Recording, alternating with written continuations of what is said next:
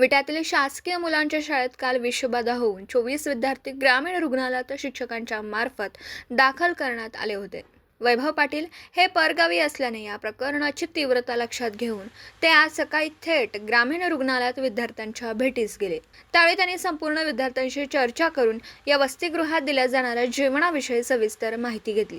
त्यानंतर त्यांनी रुग्णालयातील वैद्यकीय अधिकाऱ्यांकडून या विद्यार्थ्यांच्या प्रकृतीबाबत माहिती घेतली.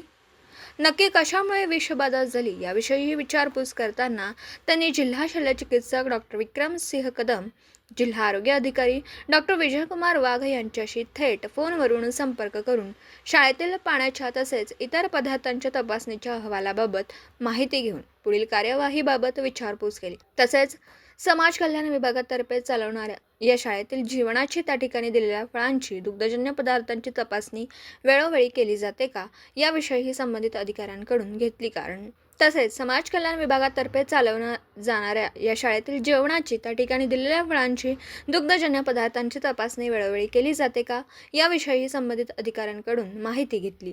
कारण त्या ठिकाणी पौष्टिक आहार व पालेभाज्या विद्यार्थ्यांना दिल्या जातात का, त्याची साठवणूक योग्यरित्या केली जाते का, कारण त्या ठिकाणी पालेभाज्या या उघड्यावर ठेवलेल्या दिसून येतात. मग यापूर्वी प्रशासनाने याकडे का दुर्लक्ष केलं?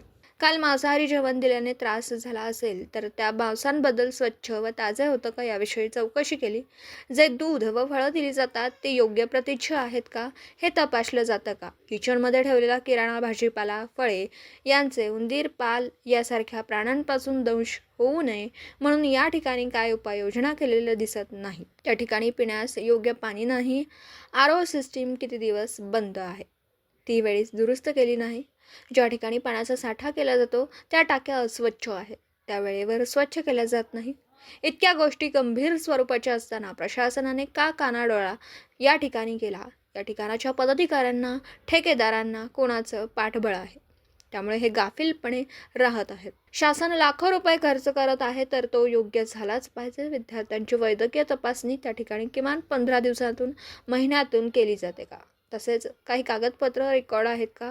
जे कर्मचारी अन्न बनवतात त्यांची वैद्यकीय तपासणी केली आहे का याविषयी संबंधित अधिकाऱ्यांशी चर्चा करून सक्त सूचना दिल्या.